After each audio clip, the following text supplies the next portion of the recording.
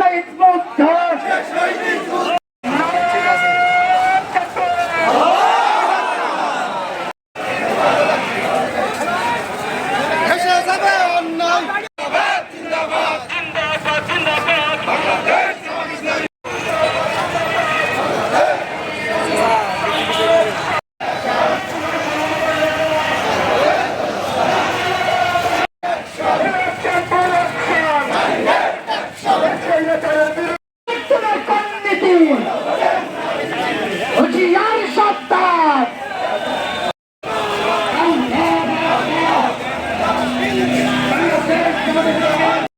সমাবেশের এ পর্যায়ে সংক্ষেপে বক্তব্য পেশ করবেন মাধ্যমে নতুন বন্দোবস্ত বাস্তবায়ন করা।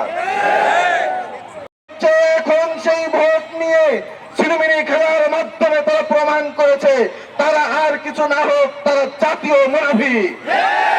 যোদ্ধাদের জুলাই গাজীদের রক্তের সাথে বেইমানি করে তারা অংশ ছিল। একটা ছিল জাতীয় সংসদ নির্বাচন, জুলাই সনদের বাস্তবায়ন নিয়ে আমরা আর কোন ছিনিমিনি খেলা সহ্য করবো না। হাসিনাকে যেভাবে দিল্লি পাঠিয়েছে তোমাদেরকেও সেভাবে দিল্লি পাঠিয়ে দেবে। এখনো ঘুমিয়ে যায়নি জুলাই যোদ্ধারা, এখনো ঘুমিয়ে যায়।